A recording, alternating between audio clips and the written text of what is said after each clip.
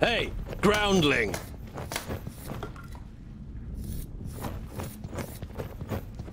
Tangdale! Quick! Or the goulash will get burned!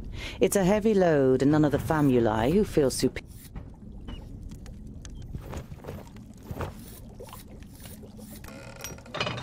It'd be a waste of goulash. Here, hold this. With as much concern in your voice as... I'll get you back for this! Do you remember when you dyed my beard with... Damn it! Ah, it's heavy! Don't you dare ruin my goulash!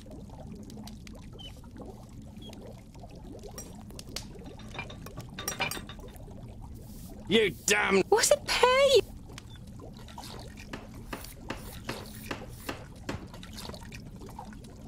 Vegetables, bread...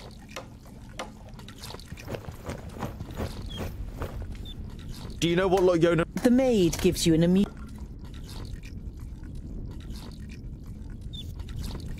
The beer that is delivered to the vault...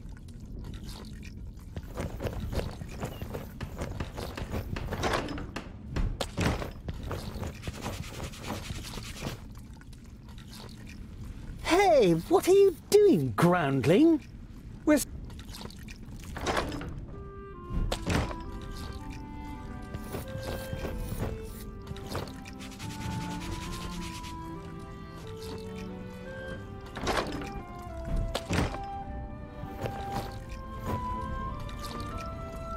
The blacksmith? Do you want something? Did a horse bolt while you were trying to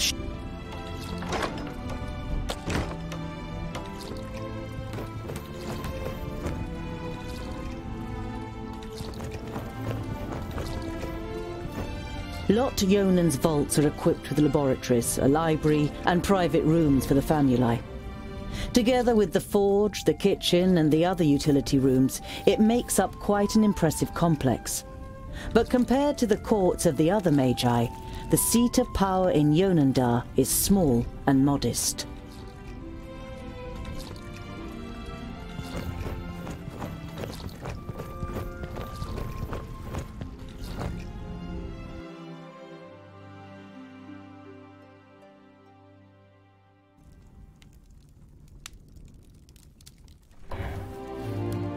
Master Lot Yonan, Frala told me you wish to... What's in the bag? Magical Perhaps I'll meet some dwarves on my travels. Be on your guard. Look after...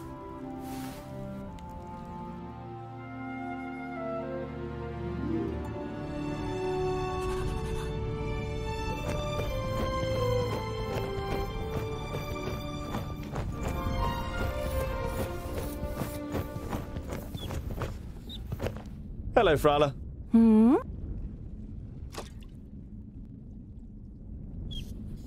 I've got a present for you. You take out a symbol of... One look at Frala's face makes it clear that it doesn't matter. She glows with... Because you don't see me as an oddity, and you're like a little sister. I need provisions for 300 miles. You're grinning. 300? Tangdale, that... I'm going to Blacksaddle to return a few things. Perhaps I'll leave... Frala throws you a caution. I know, but... Yes. I have to go. I wish you the blessing of Palandial and Vracus to protect you from all danger and...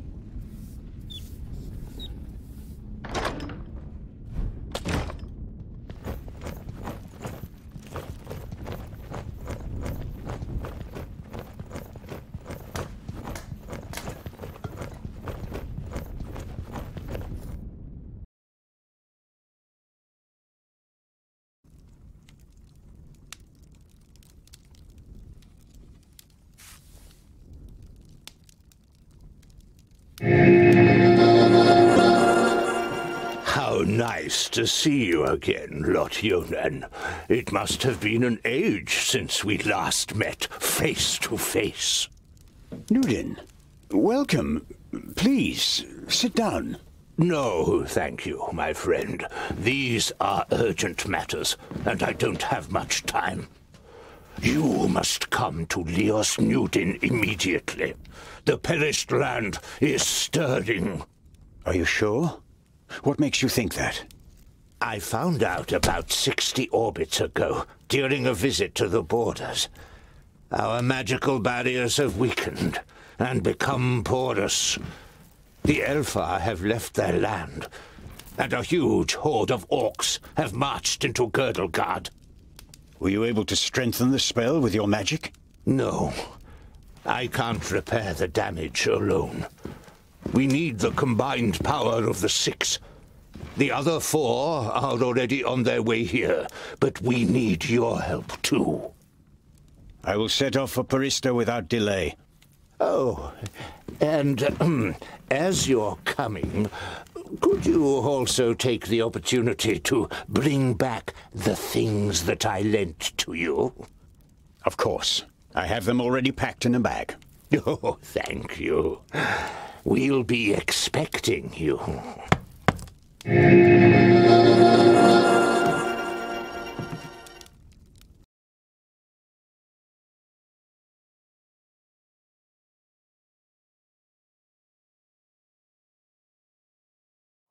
Utterly blinded by the sunlight, you squeeze your eyes tightly shut after only a few steps.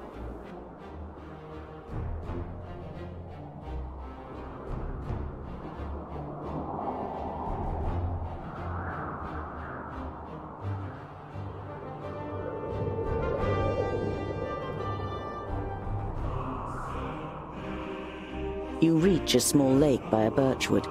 Your feet hurt and your eyes still sting in the unaccustomed sunlight. But a smile spreads across your face nonetheless. You've covered a decent distance on the first day of your big journey. You pitch your camp and lie down to sleep on the hard forest floor. When you awake in the morning, your legs are stiff and achy. Trying not to feel sorry for yourself, you throw your rucksack over your shoulder. You're a dwarf, and dwarves don't complain.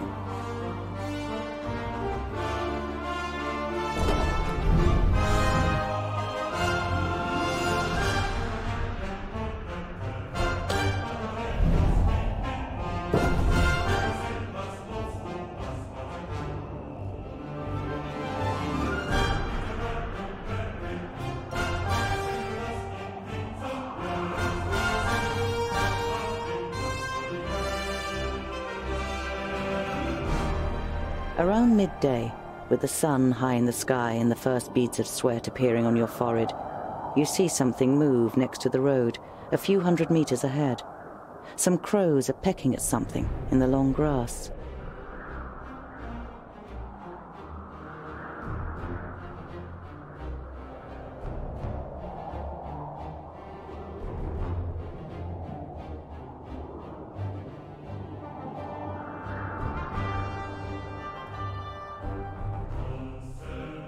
The creaking leather armor, the clattering rucksack, and a dwarf's inability to be quiet makes the crows flap around as you move from one bush to another. You give up trying to be stealthy, stand up straight, and see 2 human bodies in the flattened grass.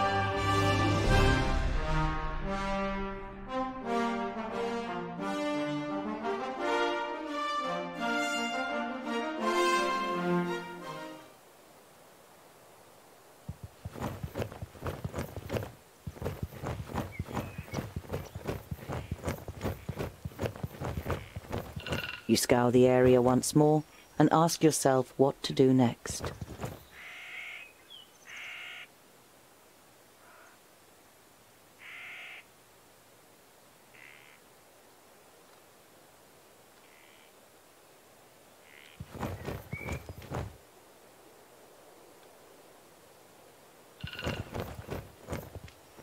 A rucksack that probably belonged to one of the dead.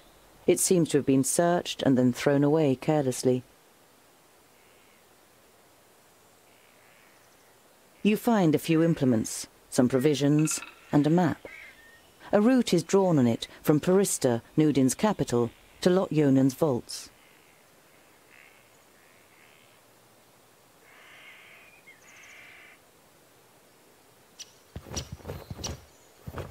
You look down on a tall, broadly built man. He's wearing dark brown leather armor that is strengthened with iron plates. There's a sword lying next to him. Was he trying to defend himself against something? Or someone? There is no blood on the sword.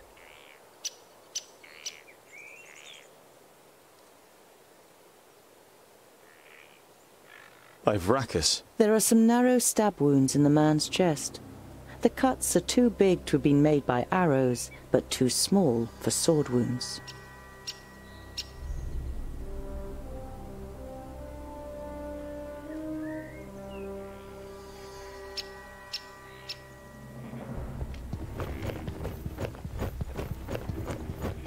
You scour the area once more and ask yourself what to do next.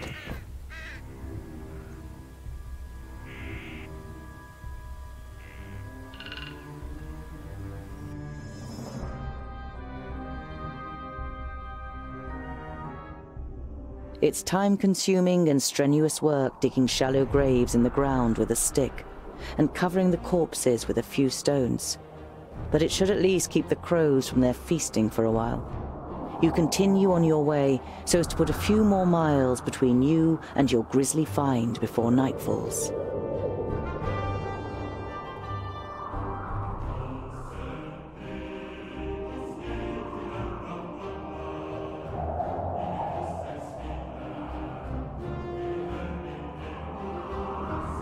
As the gable end of a small farmhouse and a barn appear from behind a hilltop, you hear the boy is trying to catch up his sister with a determined look on his face, but is finding it difficult to keep his short legs under control on the uneven path.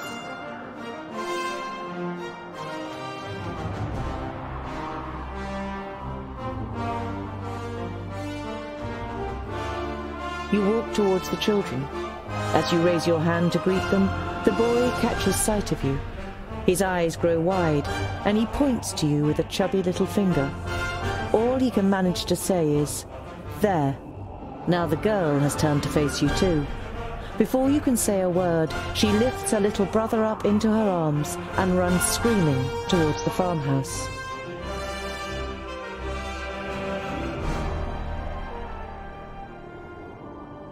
Without rushing, you follow the children to the farmhouse into which they've disappeared.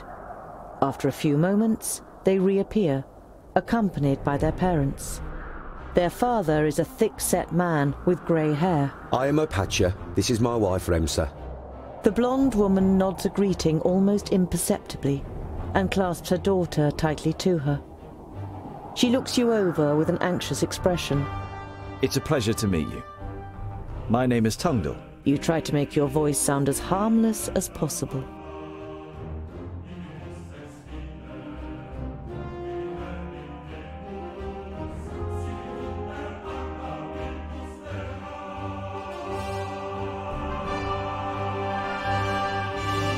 I'm sorry if I scared your wife and children. The man waves dismissively. No. It's just that my fair woman is especially jumpy these days. The orcs have been spotted near Calmstead. You should take it more seriously. The farmer's wife clutches her daughter even tighter before the girl finally protests. The boy steps forward excitedly and cuts the air with his stick. If strangers come, we're supposed to run away, but I can hit them too. Opatia pats his son on the head, laughing. We're safe. The orcs have no reason to come so far north.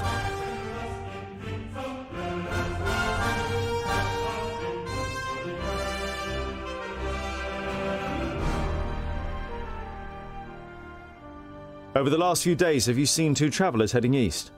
Opatia looks at his wife, but she shakes her head. Why do you ask?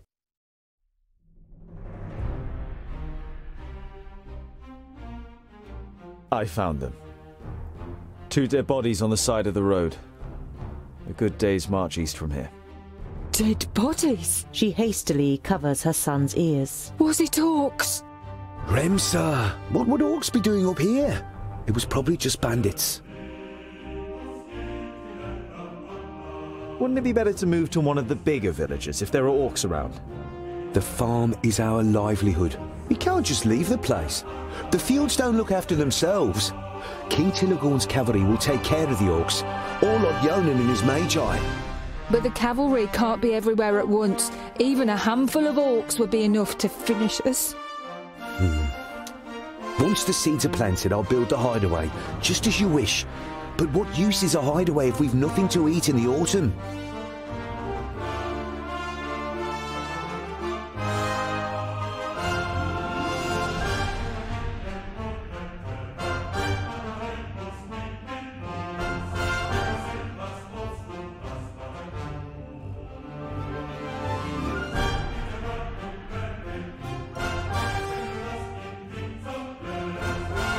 We can't be sure whether the orcs will come here, but what is for certain is that you will starve without a harvest. That's exactly what I said. Opatia lays a hand on his wife's shoulder. Don't worry, I'll build a hideaway as soon as everything else is taken care of. But... Trust me, even the good dwarf here says it is so. And if anyone knows about orcs, then it's the dwarves. Remsa nods slowly, then looks towards the ground glumly. If you say so. You bid farewell and set off on your way. The children follow you for a while before saying their goodbyes in laughter and running back towards the farm.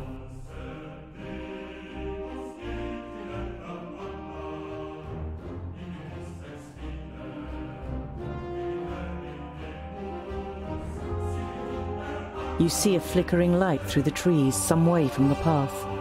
It might come from a campfire.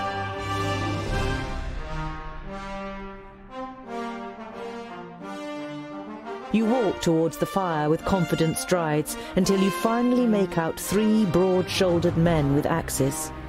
2 rabbits are sizzling over the fire.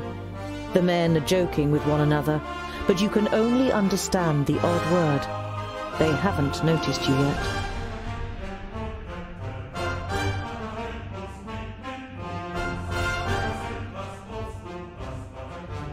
Once you reach the edge of the firelight, you say amicably, "Greetings. My name is..." The men jump up and grab their axes. Who's there? Well, I'll be. Is that a groundling? The men look you over suspiciously.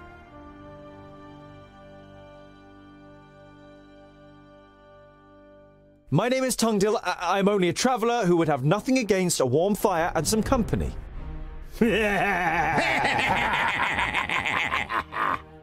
A groundling wants our company.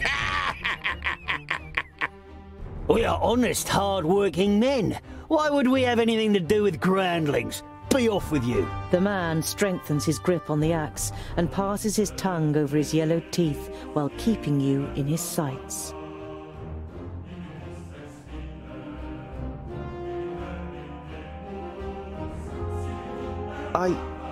Sod off, groundling.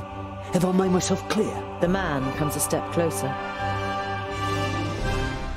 You shrug your shoulders indifferently and take 3 small steps backwards without taking your eyes off the men. All right, if I'm not welcome here, then I'll go.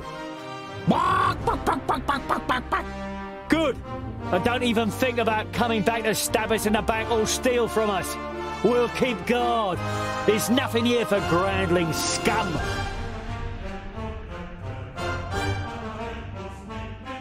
Your heart is pounding, and you confront the man a little more courageously than you feel. I'm no thief, and I'm certainly no murderer. I only wanted to see if... Pah! All groundlings are thieves and good-for-nothings. You find it difficult to take control of your voice again. Have you met many dwarves? Enough to know that you're all dirty thieves.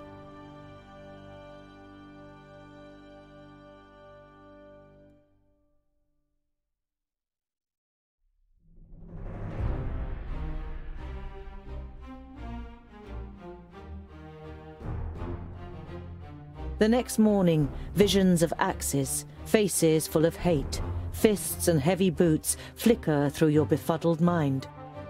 Your first attempt to move fails when pain shoots through every bone, every muscle, and every nerve in your body. It's a long time before you manage to sit up and tend to your wounds in the early sunlight. There's no trace of the woodcutters. They must have thrown you into the undergrowth near the campfire once they were finished with you.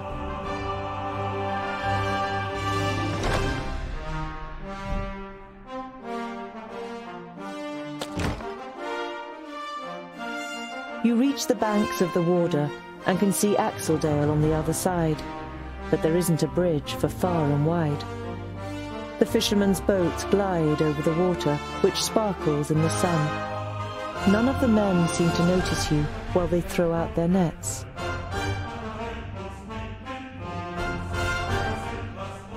You call to the nearest fisherman. He looks across at you briefly before turning away and getting back to his work. You're going to have to find another way of crossing the river. You look at the cold, dark water. The current seems so strong that they could carry off even the most experienced of swimmers, and you aren't even a mediocre one. You once read a legend in a book.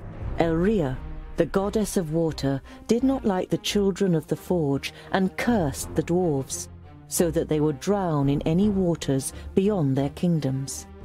The main reason that dwarves avoid water to this day.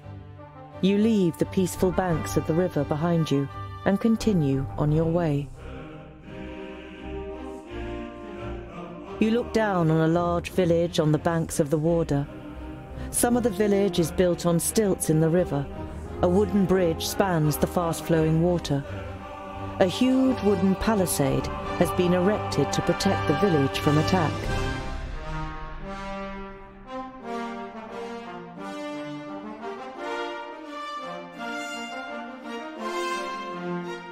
The guards on the palisade are watching you. Their armor looks well cared for and well made. The smith who made them knew what he was doing. You conclude that the men depend on the protection the armor offers and aren't just wearing them to look good. They're certainly not villagers.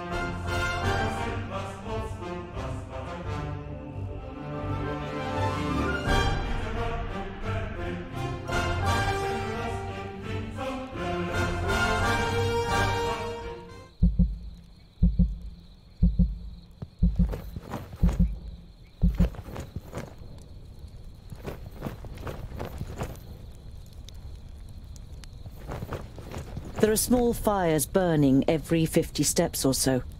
They are intended to light up the area in front of the palisade in the night, so that orcs can't creep up to within an arrow's reach without being seen.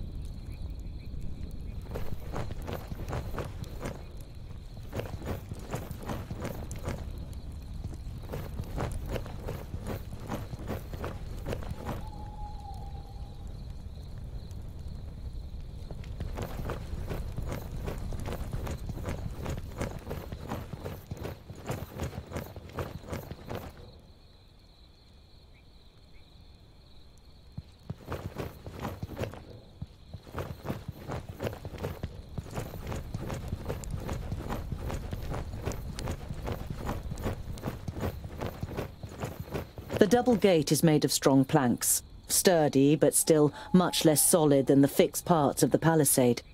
Security has been forgone here for practical reasons. Never a good idea when building fortifications. The double gate is made of strong plank. Orc skulls? You're not sure it's wise to taunt the beasts with the severed heads of their fellow kind.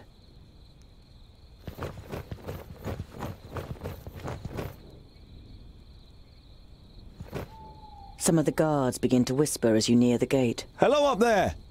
What brings you to fair good water? And have you seen any orcs on your travels, groundling? The man leaning over the palisade eyes you up and down carefully.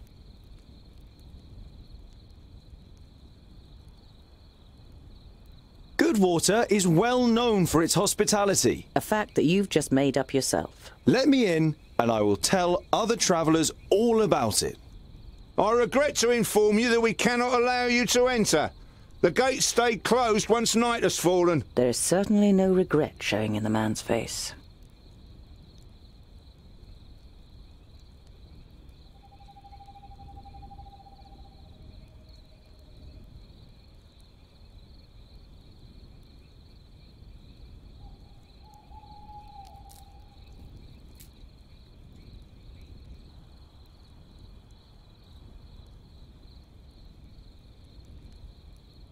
I'm a blacksmith and a dwarf. Let me tell you, your gate might look solid, but it won't withstand a real orc assault. The murmuring all around him makes the man pause for a moment. If anyone else had criticised the stronghold, they'd have been laughed down and shooed away. But no one understands defence systems like the dwarves. A dwarf blacksmith who just happens to be standing in front of our gate?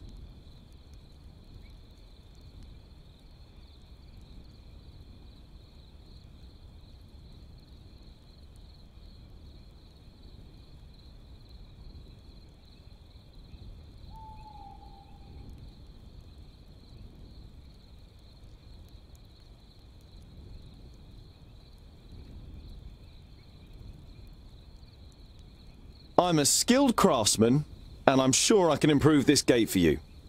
I'm a dwarf, and I know of the dwarven art of building from books. A bookworm? You're going to strengthen our gate with papier-mâché? I'm sure papier-mâché would help, but that's not what I... You stop mid-sentence. The mocking expression on the mercenary's face tells you that a white lie would have worked better. You'll have to try something else.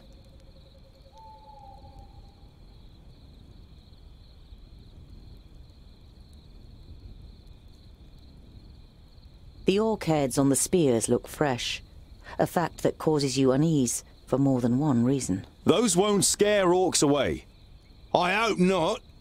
The more orc heads that end up on those spears, the more gold coins that end up in our pockets. Right, boys? Yeah! That's right! Yeah! We've killed our fair share of orcs and know how to motivate them. Those ugly mugs will spur them on, and then they'll perish in front of our gates. Two things become clear to you. Firstly, that the mercenaries the villagers have hired are excellent at killing orcs, and secondly, that they sadly have no brains at all. When did you kill these orcs? Yesterday. We caught a couple of their scouts first. The others tried to take revenge in the evening. Let's see who'll turn up today.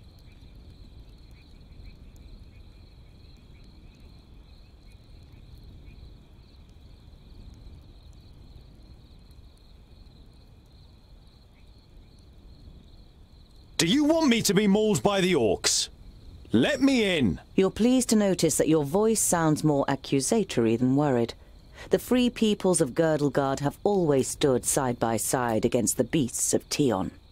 The mercenary seems to weigh up his options, but then shakes his head. Put a few miles between yourself and us, and then you should be safe.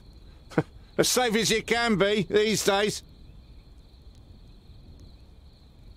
Stay alert. If I see anything, I'll scream.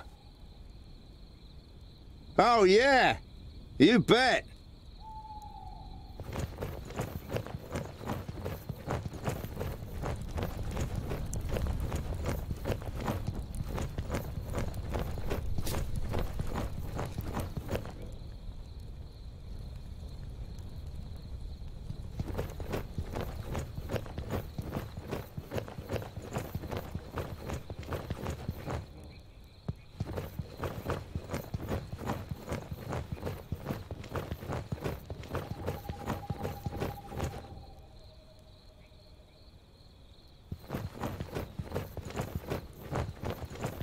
Is this to be your bed for the night?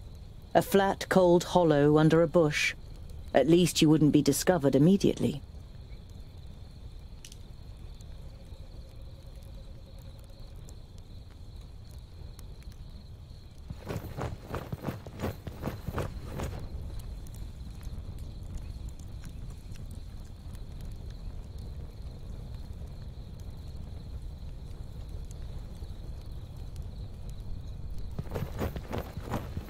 Is this to be your bed? You hardly slept a wink during the night. The cold had you gripped to the bone. Better to freeze than give orc archers an easy target.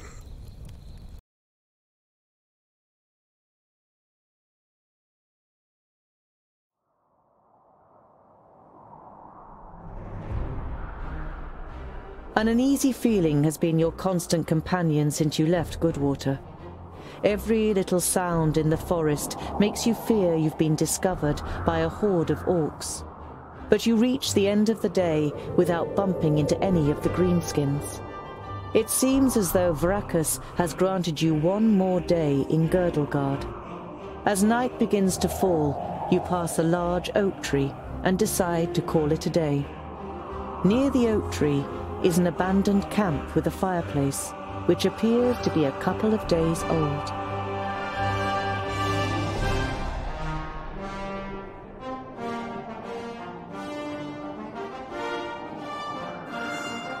You swing yourself up the trunk and then pull up your baggage after you. You're prepared to sleep in a tree like a bird if it means escaping the orcs' attentions. You sling your rope twice around your stomach and the trunk of the tree to stop you from falling accidentally. You close your eyes and dream. You see North Pass and smell the fresh, icy wind that sweeps over the peaks of Great Blade and Dragon's Tongue. But the harmony is interrupted by the hideous roar of an unending flood of orcs throwing itself unceasingly against the fortification. You smell the disgusting green blood of the orcs and taste the rancid fat of their armor on your tongue. The bitter taste becomes stronger until it's unbearable and wrenches you out of your dream. You open your eyes and are surprised at the brightness as a glance at the sky confirms that it's still night. Your eyes move towards the ground, and what you see makes the blood in your veins freeze.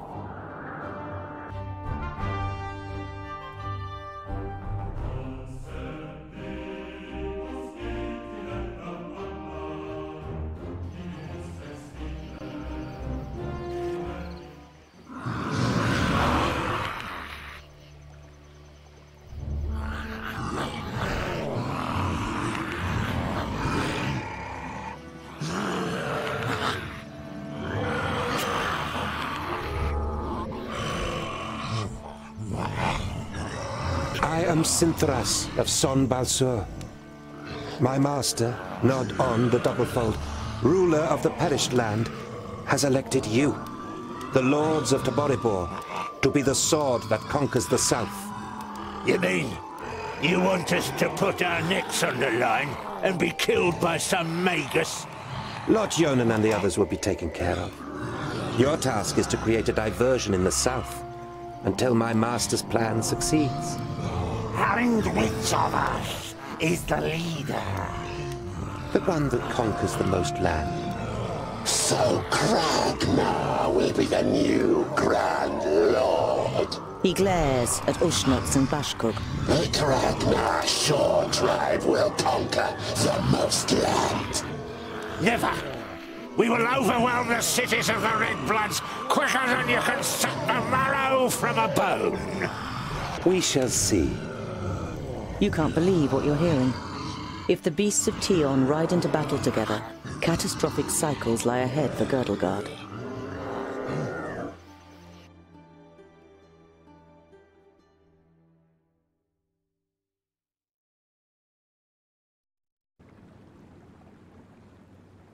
The night in the oak tree was the worst of your life. You spent every single moment afraid that you'd be found and savaged by the orcs. But as the first rays of sun broke through the treetops, the orcs abandoned their camp and left without discovering you. Better safe than sorry. Your eyes scan the deserted camp, and you listen carefully for any noise. But you don't see or hear anything suspicious. Better safe than sorry. Your eyes scan the deserted camp, and you listen carefully for any noise. But you don't see or hear anything suspicious. Better safe than sorry. Your eye.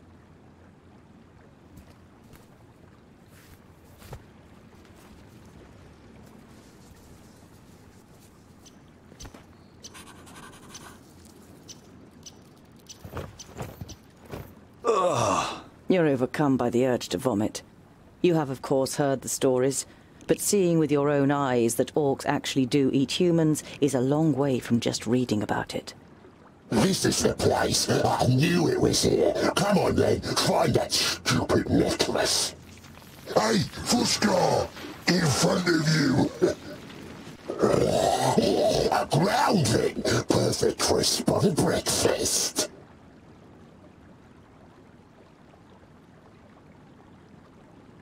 You know that you're no warrior. But you want to face the orcs as a child of the Divine Smith. Perhaps you'll manage to kill at least one of them, so as not to appear so undwarven in Varacus's eyes. I'll give you something to chew on. Varacus made us of stone.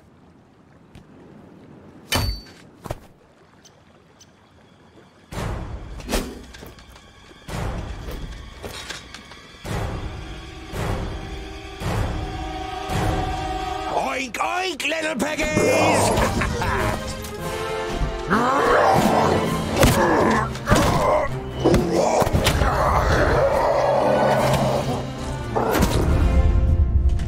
By Barrowin's beard! How did you manage to lose your weapon?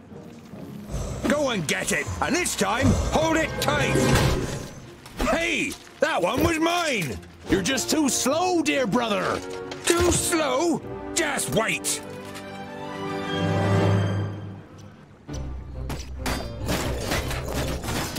Huh? I'm with you! Huzzah!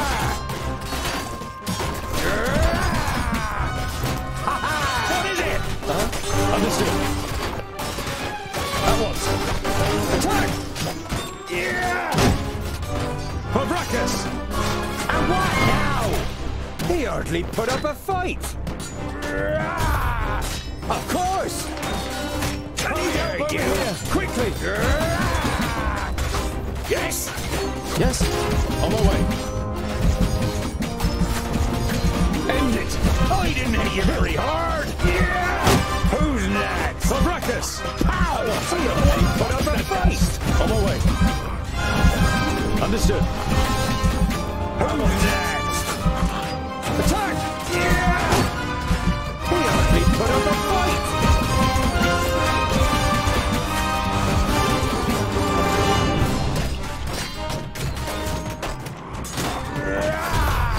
Too easy! Hit you very hard! What is it? Huh? For Varacus! Yeah! Understood. On my way. End it. Understood. Yeah! He On my way. put up a fight! Who's next? Too easy! I'm with you! Come here, you! Another one bites the dust! I didn't hit you very hard! Too easy! Put up a fight! Huh? Who's next? On my way! As good as done! Huh? Understood. At once. Yeah! Bonda! Give me a hand! Of course! Yes, yes! Of course! I didn't hit you very hard! Yes, yes! Ha ha! Too easy! Say goodbye forever! Oh, what bad luck for you! With pleasure! Oh, what bad luck for you! Yeah!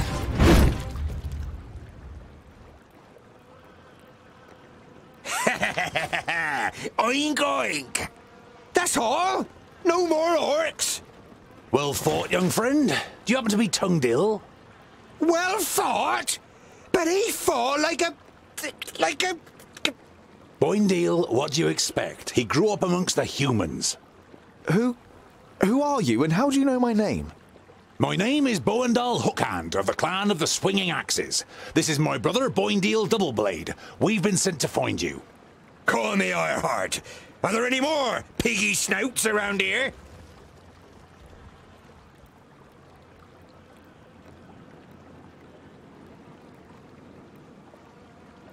There was a meeting last night. The Elfar serve a certain Nod On who calls himself Lord of the Perish Land. They have enlisted 3 orc hordes to cause unrest in the south. Did you hear that, Boindal? Piggy snouts! The Elfar from San Balzur and the orcs from Taboribor are working together? And could ally with the orcs from the Perish Land. The twins look at you solemnly. You all know what that would mean for the people of Girdlegard. You turned up at just the right moment. But are you sure it's me you're looking for? The High King Gundrabur sent us to fetch you and bring you to Ogre's Death in the Secondling realm in the south. So he received the letter from my master? And am I a secondling? Well, something like that, I guess.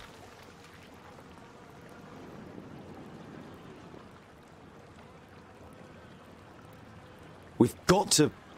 Yeah, I know what you're gonna say, but it's our duty to get you to the Ogre's Death Fortress in one piece.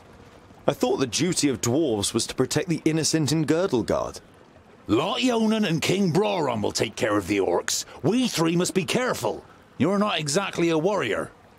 But he has broad shoulders and broad hands. There's hope for him yet. So when you've got the chance to split a few orc skulls, you should take it.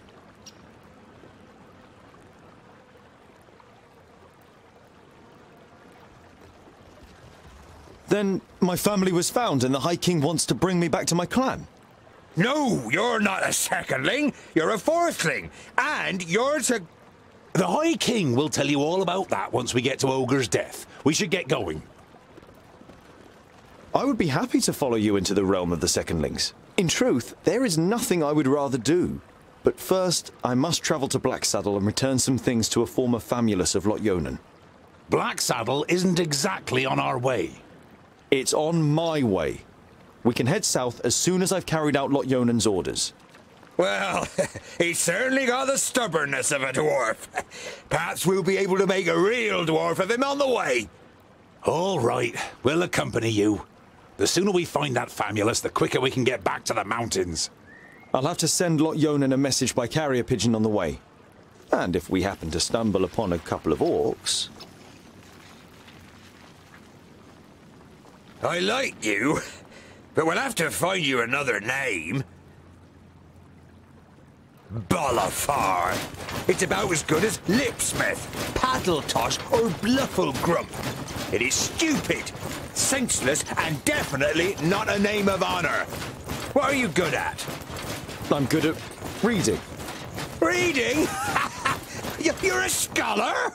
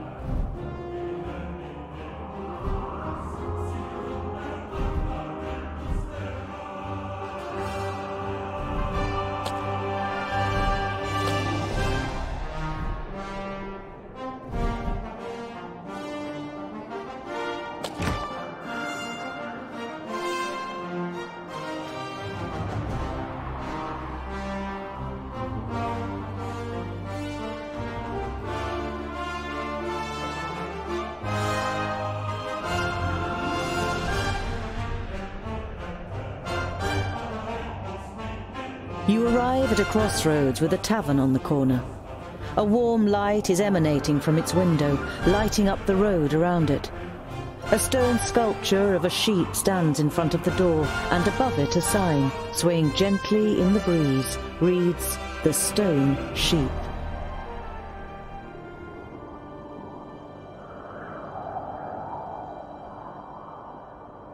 You enter the tavern with a determined stride, and are greeted by a thick wall of pipe smoke. The dozen or so drinkers at the tables turn towards you, then give each other astonished and slightly worried looks.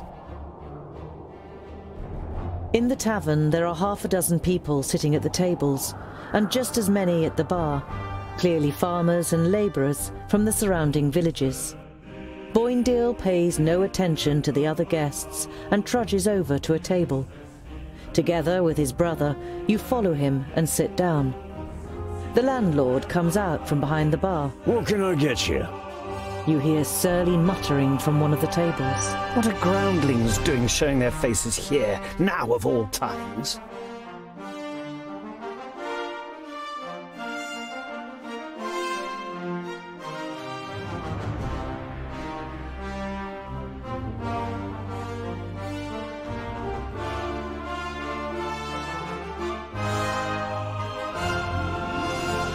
Has anything interesting happened here lately? The landlord shakes his head indifferently and mumbles something incoherently. One of the guests is about to say something, but shuts up when the person next to him gives him a poke.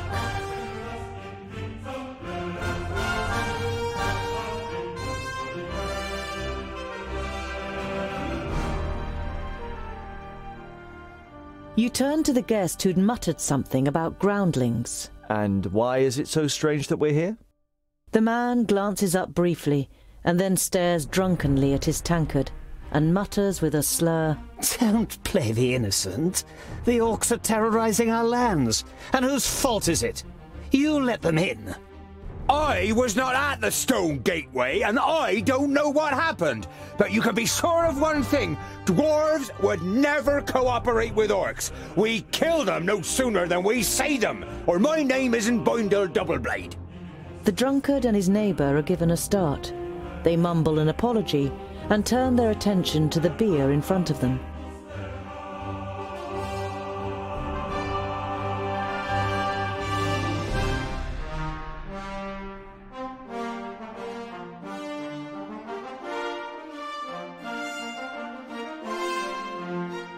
I wouldn't mind a pint of ale. The landlord nods and takes the twins' order too. Shortly after, he returns with your beers and puts them down in front of you. Is that all?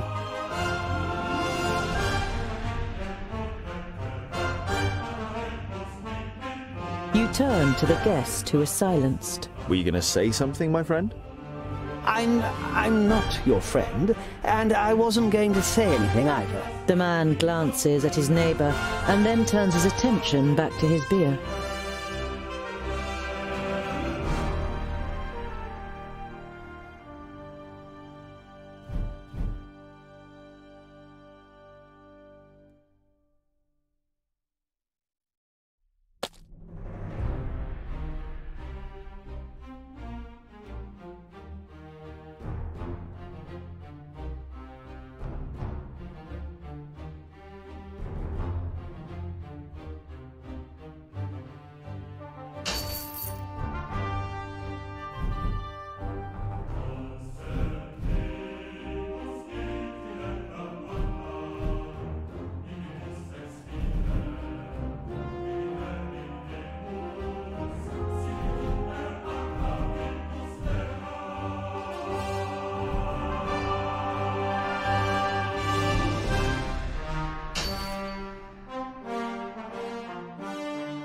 We're tired and long for a proper bed. Of course, gentlemen. You spend a restful night in the tavern and then head off on your way again.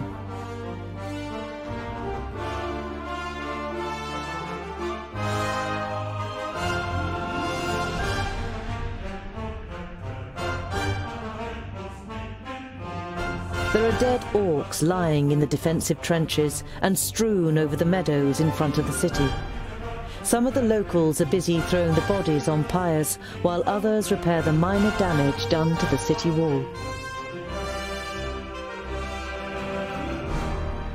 You enter the city and the garrison at its centre without being spoken to. It is only when you reach a heavy oak door that leads, you assume, to the commanding officer's headquarters, that you are halted by a guard. Dwarves, eh?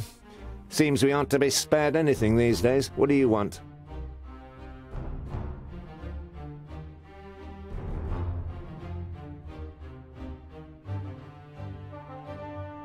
It looks like you've got an orc problem. Had. Our scouts detected the army early on, and we were able to repel them without any great losses. A small army of orcs like that couldn't breach our mighty walls. Your mighty walls look like they're about to collapse under their own weight! The soldier isn't intimidated by Boindil. He juts his chin out confidently. At least they stopped the orcs, unlike your dwarven walls in the north.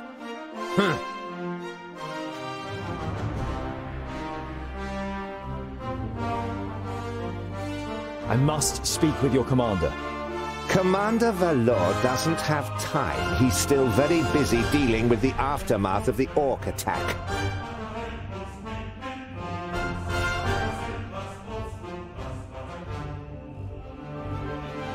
Commander Valor is dealing with the orc problem, and I have important information concerning it. I witnessed a meeting of the orc lords. The guard eyes you with interest and tries to judge whether you can be trusted. Finally, he stands up, opens a door, and enters the room ahead of you. The commander looks up from his work. The guard repeats what you told him. Your information about the orcs could be useful. We have fought them back, but not yet defeated them. Come in. The commander listens attentively, and now and then asks questions, as you tell him about the 3 orc armies and the meeting of the chieftains with the Alf-Sintharas. This sounds very grave. I will send out messengers. We must be prepared.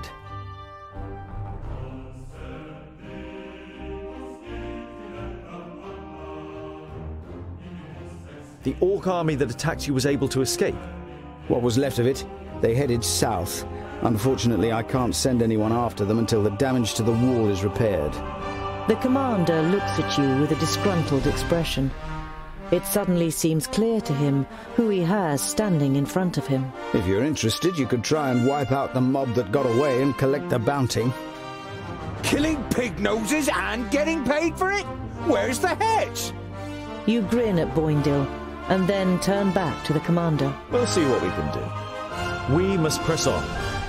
Farewell, Commander Valor. Kill as many orcs as you can, dwarves. Palandir will be with you.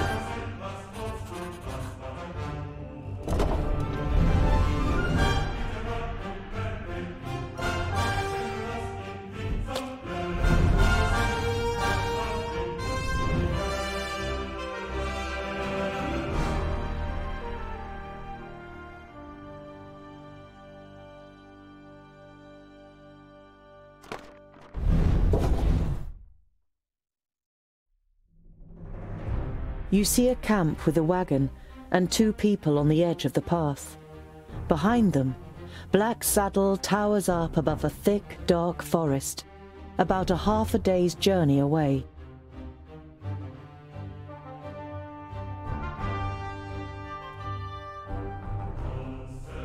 You don't want to give them a shock, so you address them while you're still a distance away. Hello, friends.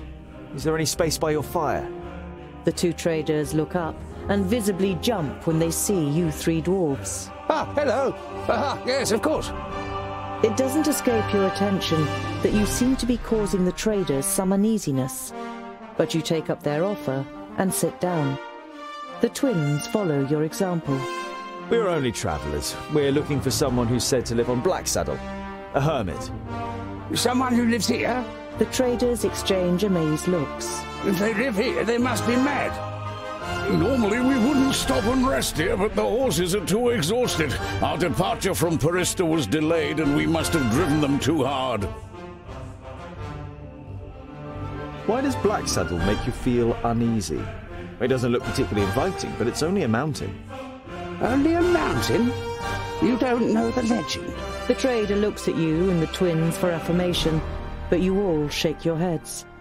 Black Saddle was once known as Cloud Piercer, and it towered up into the heavens, the upper slopes of pure gold and the summit covered in snow. The humans wanted to attain this wealth, but the smooth slopes and the dazzling summit made the climb impossible. They called on the dwarves to help them. They were able to tunnel up through Cloudpiercer to the top. They hollowed it out and carried away the gold. The humans demanded that the treasure be shared, but the dwarves refused, and as they argued, the mountain began to tremble. There were too many holes inside for it to hold together. It collapsed and buried both greedy parties underneath it. The mountain lost its tremendous size and its beauty, and ever since has haunted both humans and dwarves with its erosive hatred, causing even the rocks to turn black over time. Pfft, never heard of it. Sounds like human tittle-tattle. Dwarves would never hollow out a mountain so much that it collapses.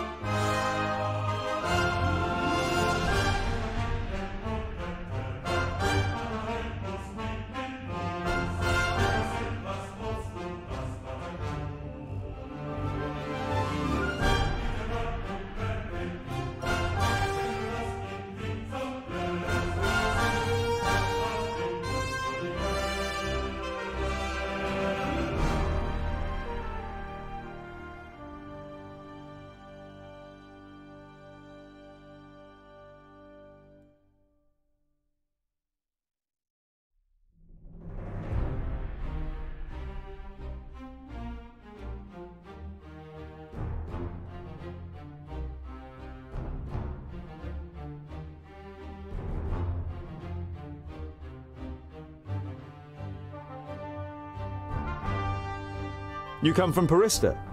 How are things there? No news to speak of, I'd say. Well, except for Nudin the Knowledge Lusty. You know Nudin the Knowledge Lusty. Lot Yonan introduced him to you many years ago during a visit. What about him? Oh, nothing really. Just rumors. You nod at the trader to continue. He's behaving strangely and disappears into his tower for days on end. Well, he looks ill, apparently. Well, that's what someone I know said. Perhaps he got a spell wrong.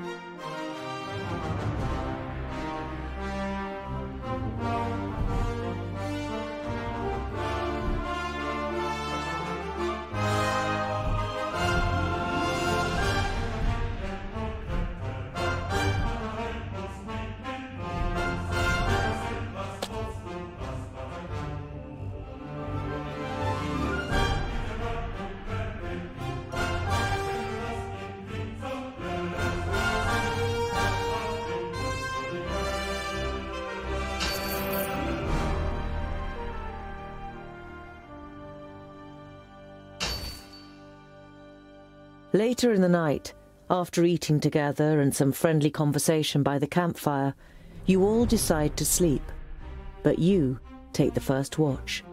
It's a night in which nothing happens, and the next morning the traders set off early. After breakfast, you also continue on your journey.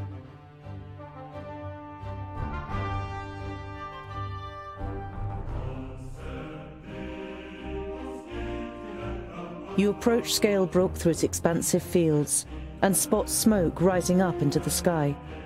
A short while later, you can hear the cries of battle, and finally you can smell the tallow on the orc's armor. Scalebrook is at war.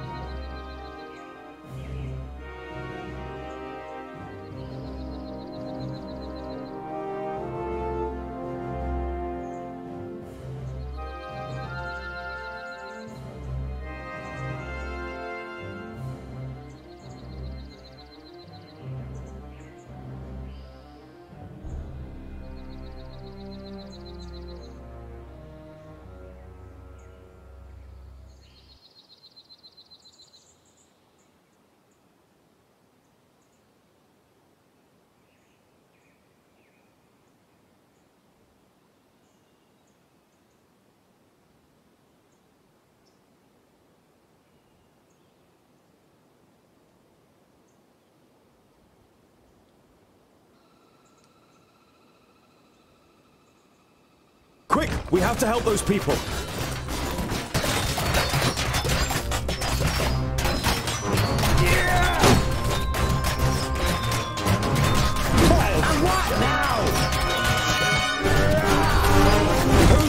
Find somewhere safe to hide.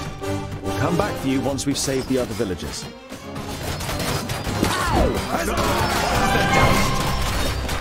All right. Say goodbye forever. Oh, what bad luck for you! We hardly put up a fight. Another one bites the dust. Too easy. Understood. Another one bites the dust. At once. Understood. For Vracus! What is it? Yes? With pleasure. Oh, what bad luck for you! He hardly put up a fight. Too easy. On my way.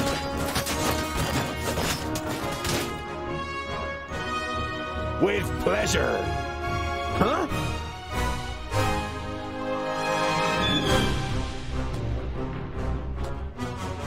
Come here, you! What is it?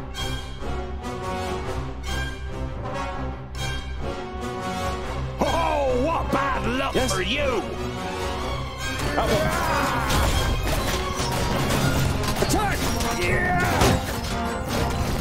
For Vracus!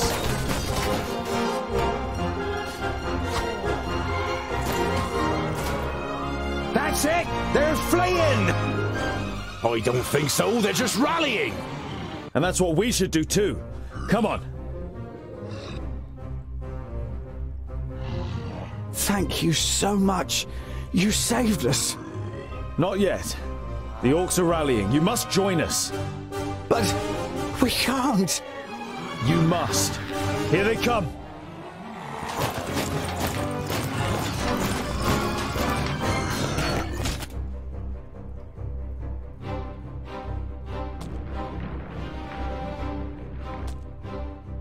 Attack! What is it?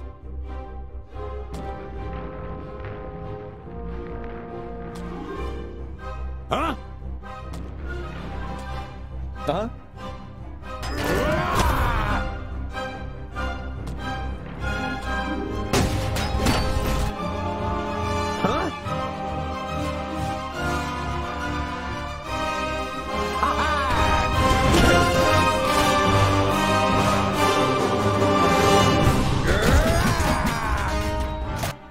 Yes?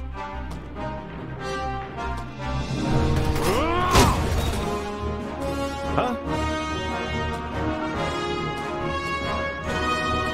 Yeah! Understood.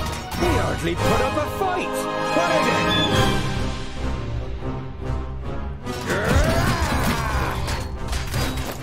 Huh?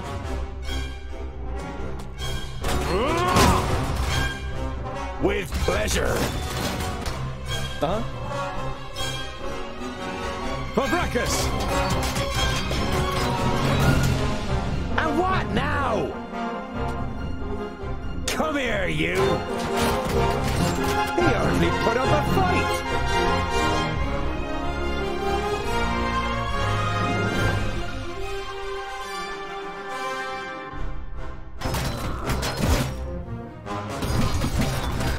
Yes? Say goodbye forever! Who's next? Too easy! Huh?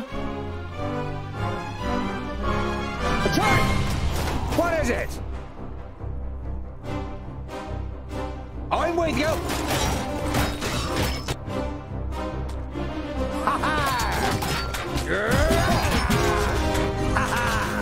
Come here, you!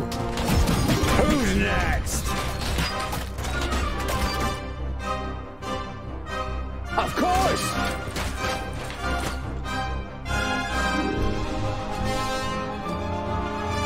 Huh?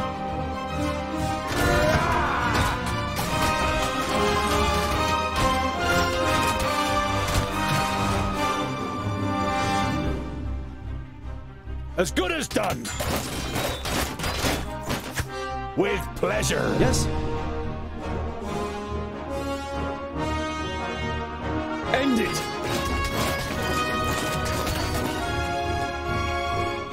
On my way.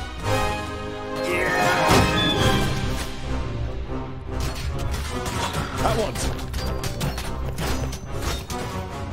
Attack! I can't do that yet. Huh?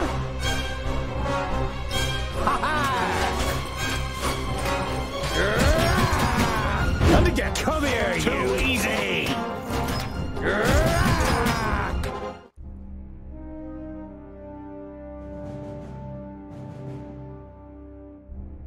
While Boindale still hunts the last of the orcs through the alleyways of the village, you and Boandal are already helping search for survivors. Various villagers, all with shocked, ashen faces, come and thank you for saving them. A middle-aged man nervously steps from one foot to the other and tries to force a smile. My father, the village elder, he is dead. I think I must follow in his footsteps, so I thank you in the name of Scalebrook. He left behind some gold as a dowry for my sister. She's... The man bows his head, produces a leather pouch, and kneads it with trembling hands. If only you'd come earlier. But before you can reply, the man takes a deep breath and forces himself to look at you. What am I saying? How ungrateful. Thanks to you, many of us are still alive. My daughter may be able to marry one day, thanks to your bravery. The man hesitates briefly, then thrusts the leather pouch towards you.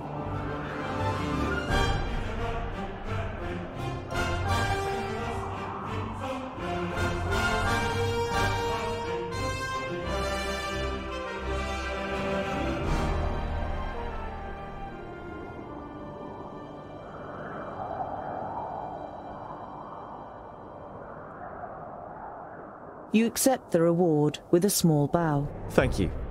We will bury our dead and rebuild the village. Life goes on. Thanks to you, noble gentleman.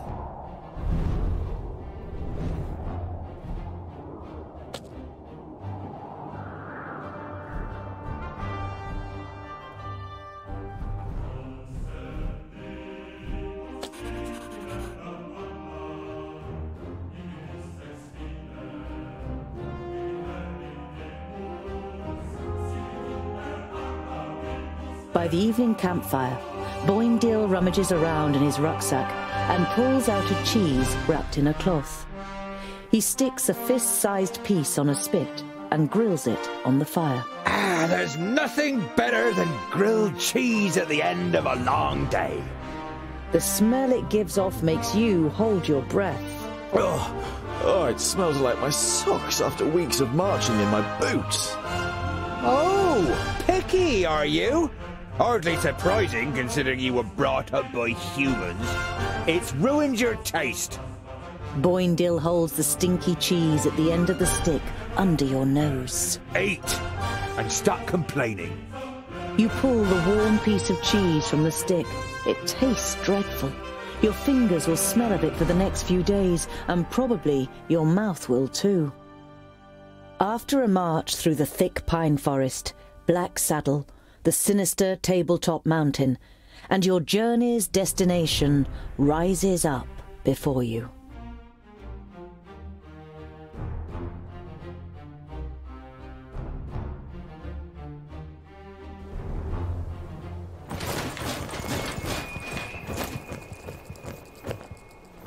Are you sure that the Famulus lives here? Yes, according to Lot-Yonan. Although you try to put a lot of assurance into your voice, you too see no signs that anyone lives here. No castle, no tunnel, no camp. There's nothing here but mountain. Then we'll have to take a closer look. You do that, scholar. We'll be waiting for you here. You think about objecting, but it would just be a waste of breath.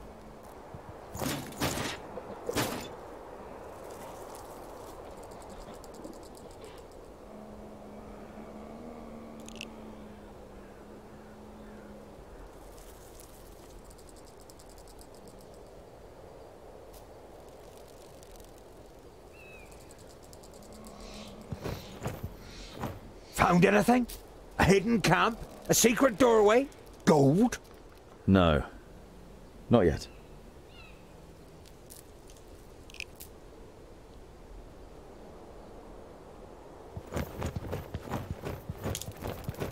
Even the dark, evergreen forest seems to be afraid of the Black Mountain.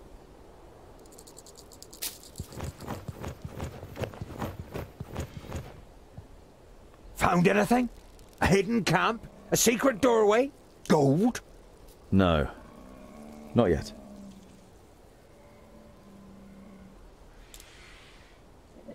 Found anything? No.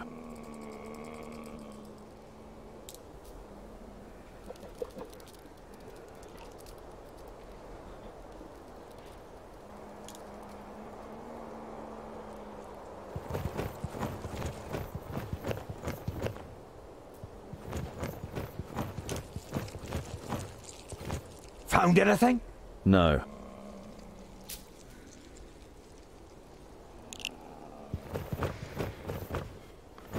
Found anything? No.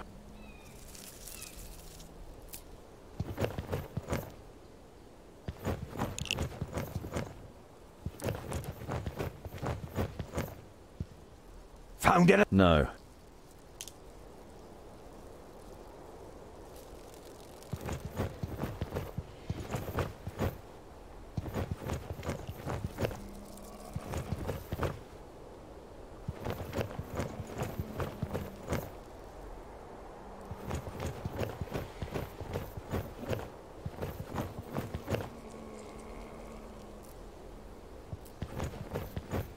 An old tree. Looks like it could fall down at any moment. There we go.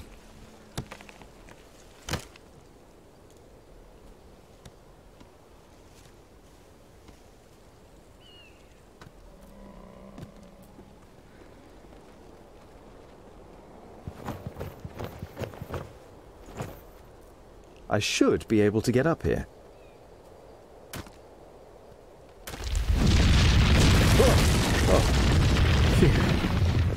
That was close. I hope this is all worth it.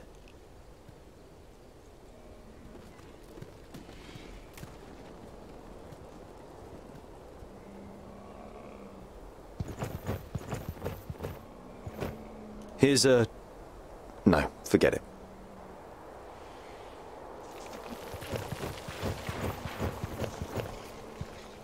Definitely a rock face.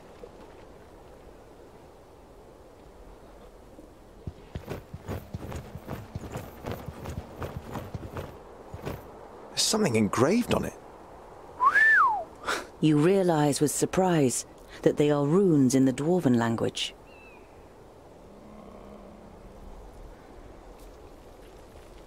Built with the blood of our enemies, be unyielding as the rock, and soak the land in their blood. Huh?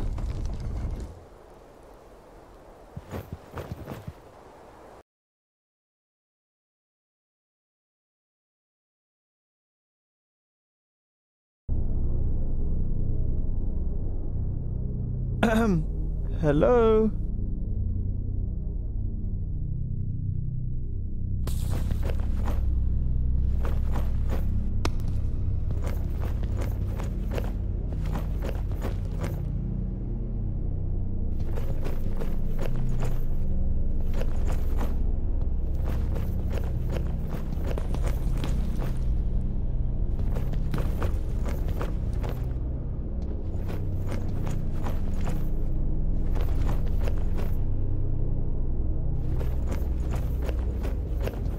Master Garen, Lot Yonan sent me to bring some items back to you.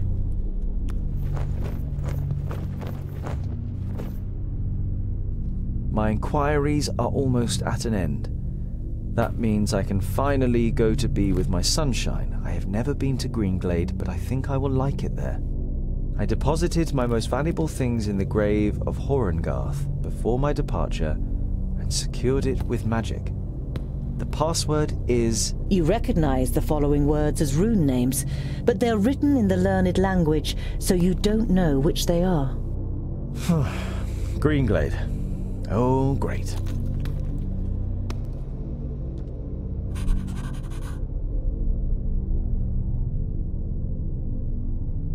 Useful. An eternal flame. I know who taught him that.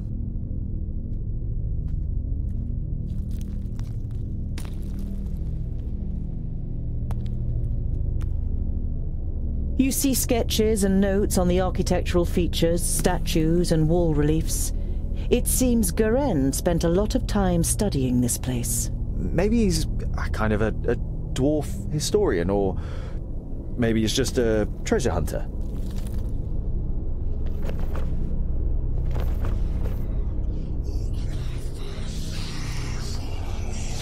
Hello? Is anyone there?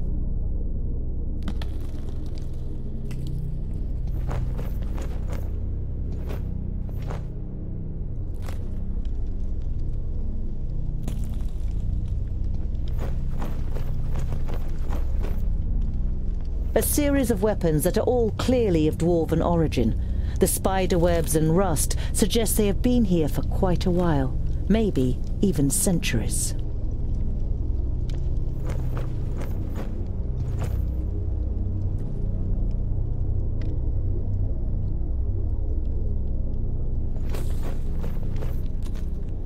You have difficulty deciphering the scroll. Throw the firstlings in the forge. Beat the secondlings to a pulp. The fourthlings are... The rest is illegible.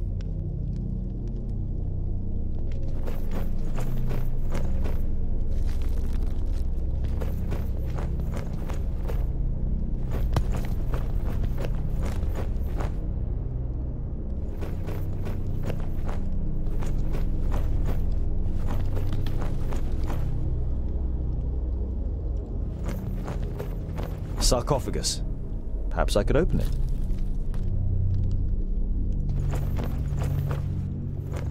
A rune. Clearly magical.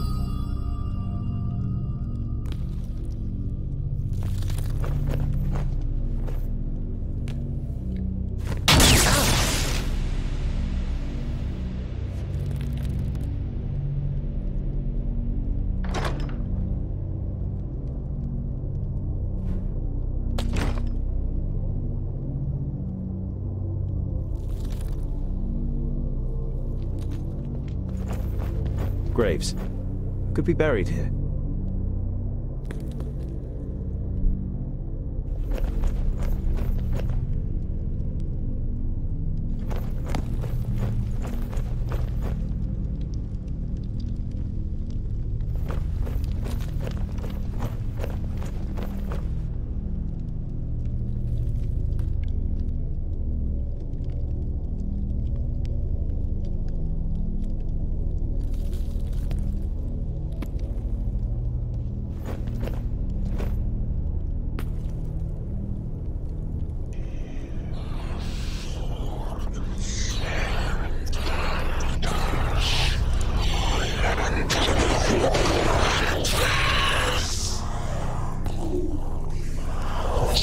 The fortress belongs to the Dwarf Haters.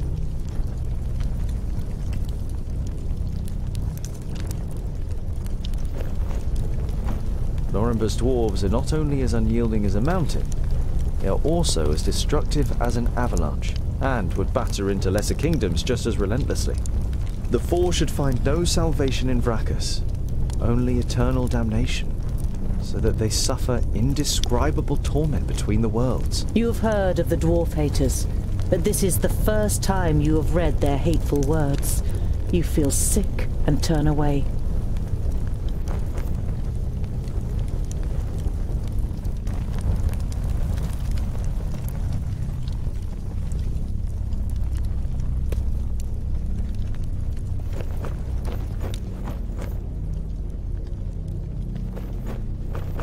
Born of stone, forged in battle, arise reborn from the blood of the enemy.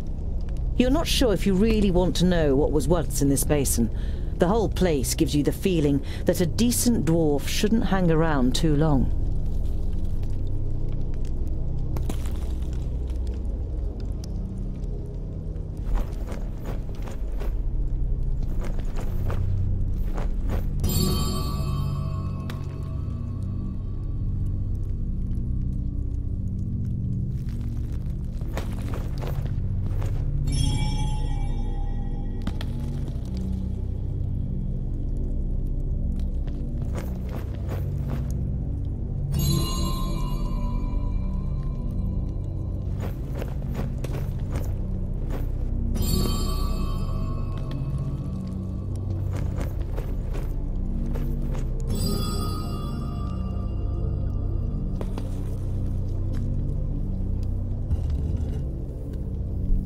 Ah, that's it.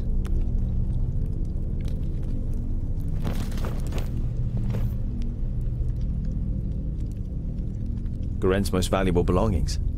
Letters from his lover, a silk scarf that must have belonged to her, and a medallion.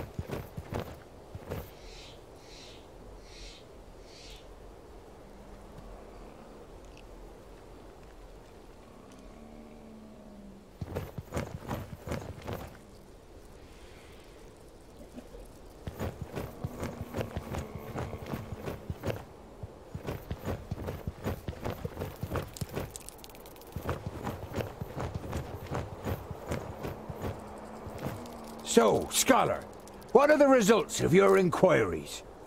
There is an abandoned fortress in the mountain, and I think it belonged to the Thirdlings. Boindale's eyes narrow. The blasted dwarf killers! A Thirdling fortress? Here? In the middle of Girdlegard? We must let High King Gundrabur know about this. The fortress has been long abandoned by the looks of it. Anyway, I can't go to Ogre's death until I have completed my quest. Goren is in Greenglade. Huh.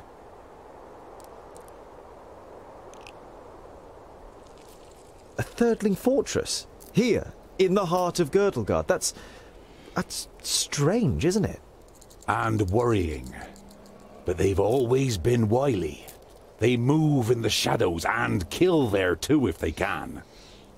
Do you know their story? I've read about it. Lorenberg, their progenitor, rejected the name that Vrakas gave him, who in turn did not give him any special talent, so his kingdom studied war. It helps them defending the East. But it also meant they ended up confronting the other kingdoms. No dwarf would ever even think of injuring one of his kind, never mind killing them. But the dwarf killers are proud of it. When they were even more powerful, they wanted to become the rulers of all dwarves. They are envious of our skills. They haven't been heard of for a long time, but you can be sure there isn't a single dwarf alive who doesn't hate them. The High King? Why do you want to bring me to him? All right then. It's about the choice of the new High King.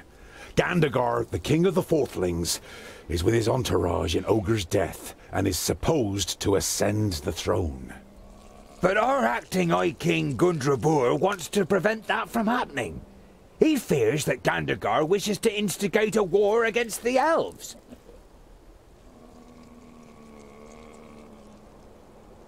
But what have I got to do with that?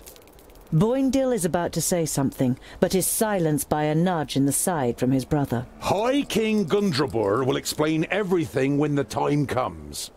You look distrustfully from one twin to the other. Boindil has donned an innocent expression, and Boendal doesn't give you the impression that he has anything else to say on the matter.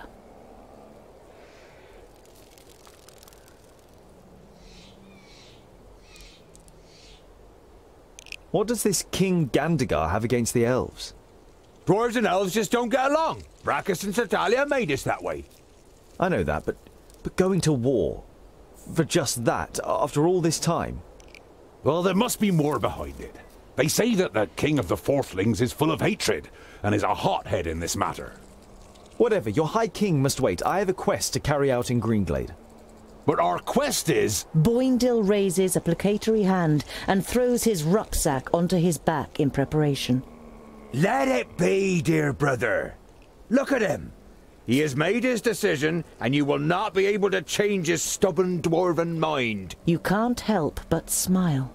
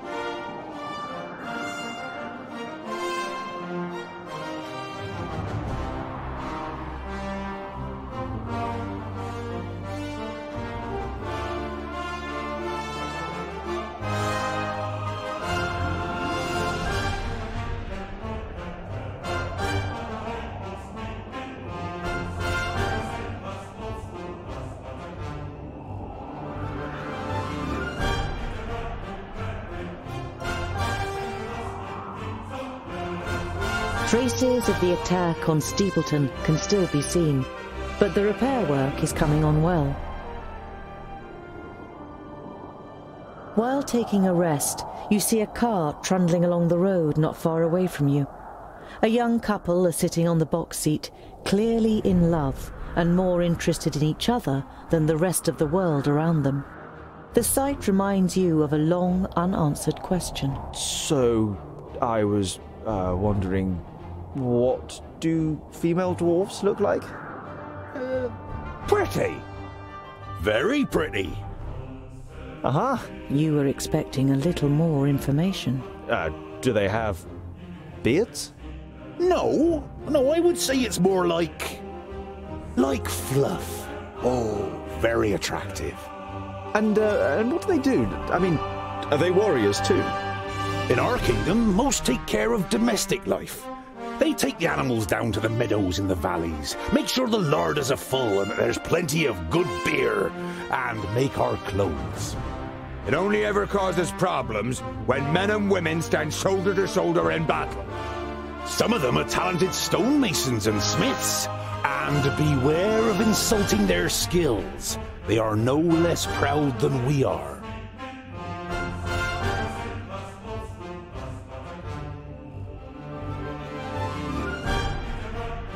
Once again, you reach the crossroads and the Stone Sheep Tavern.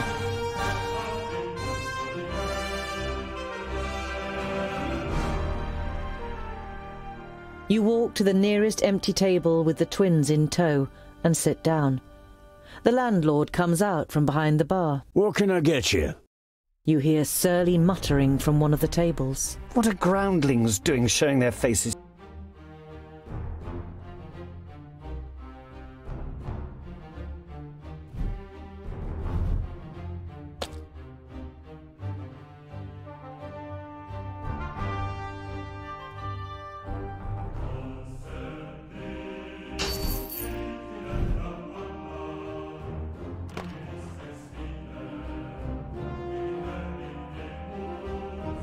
We're tired and... Of course, Jen.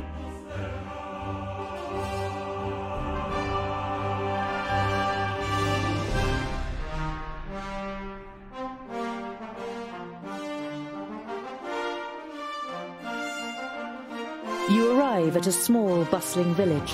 One thing is clearly missing from the lively scene: the sound of metal on metal from the village smithy that would normally be heard above everything else at this time of day. A dour, grim-looking man is sitting in front of the forge with his right arm in a sling. His expression brightens as he sees you, and he jumps to his feet. Dear Dwarves, could I interest you in helping me in my workshop for a day? The man's expression is somewhere between desperation and hope. As you don't answer immediately, he continues. You will, of course, be royally rewarded for your work. I can offer you 100 gold pieces.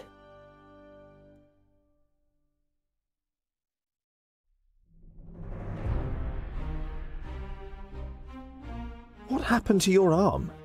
A stupid accident. A box of blanks fell down. I was trying to catch it. It will heal, fortunately, but I won't be able to wield my hammer. You must have quite a backlog of work. You nod sympathetically.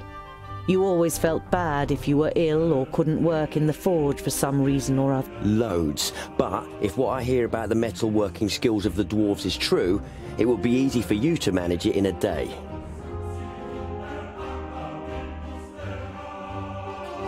I'll help you. I worked in a forge for a while. You modestly conceal that in this case, a while means almost a whole human lifetime. A little later, you are standing in the workshop, examining the smith's inferior tools, while he fires up the forge and prepares everything for the job as well as he can with just one good arm. You weren't able to persuade the twins to help you. As warriors, they'd rather go hunting, Boindil declared. But you think it's more probable that you'll find them drinking beer. But you don't care. You're excited about being able to smith again after such a long time. Hours later, you have forgotten everything around you. The heat of the forge, the sweat on your warm skin, the play of the flames. You're in your element and work as if in a trance. The smith left the workshop ages ago with a satisfied grin on his face. Oi, I'm talking to you. You look up in surprise. Everything but the beating of the hammer had ceased to exist. Can you do it? You immediately dislike the middle-aged man. He sounds you out so doggedly with his light grey eyes that it feels as though he wants to look right through you and into your deepest thoughts. The man points to two horses. Those two, in 1 hour.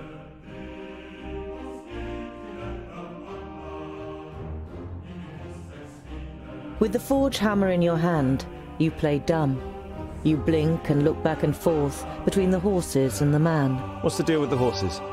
You expect the man to fly off the handle, but you feel even more uneasy when he asks you quietly and very slowly to please re-shoe the two horses.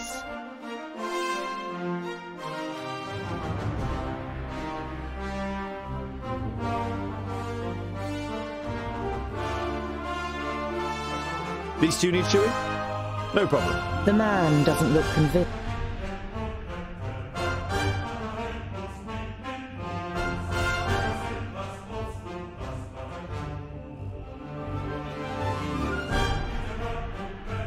concentrate on the work. The only sound you hear is the melodic beat of the hammer again. While you're fitting the third horseshoe, another armed man enters the forge and speaks in hushed tones with the leader of the group. He's the only one here. The man nods in your direction, and you quickly shift your attention back. You play it cool and complete the work. As the leader of the mercenaries pays you, you have the feeling that he is trying to transfix you with his eyes. The men leave the work. So, you're... Something like... Got lots of work? We can't complain.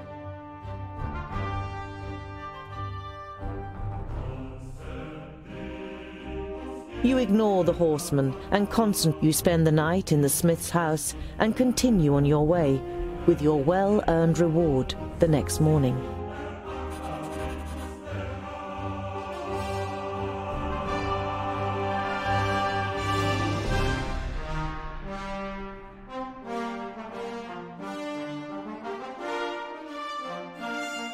In the early evening, you make an unusual discovery on the side of the road. A colourful trader's wagon has been carelessly abandoned, with not a soul in sight. I don't like the look of this one bit, Boindil. You take a look around there, I'll stay on this side. Tungdil.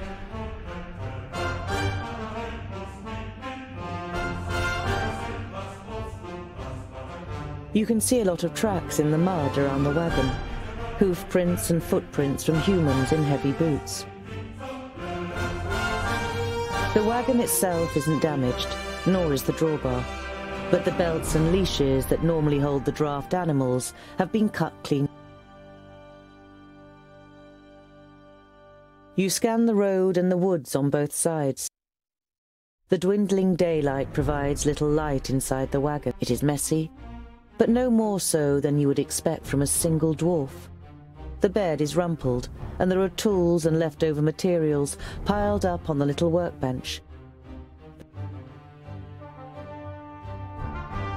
As you try to lift the lid of the chest, you realize that the lock has been broken out of the wood. You open the lid and look inside.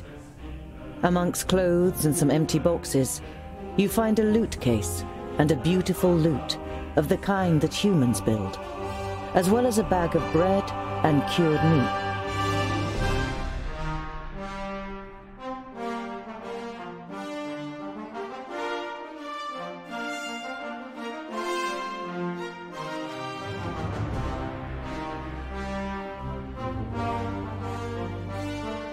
You take the loot. You can't play. You take the bread and the cured meat. The smaller cupboards are piled high with a multitude. You reach for the knob of the wardrobe. You take a step back. His head has been cut clean from his neck. The dwarf is wearing clothes that look more like human robes and bears no coat of arms that would identify his kingdom. You didn't know him, but no one deserves to die like this.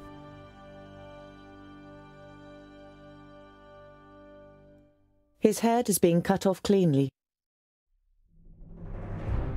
You give a short, sharp... I have a hunch that the mercenary... Wretched... You wrap the body in...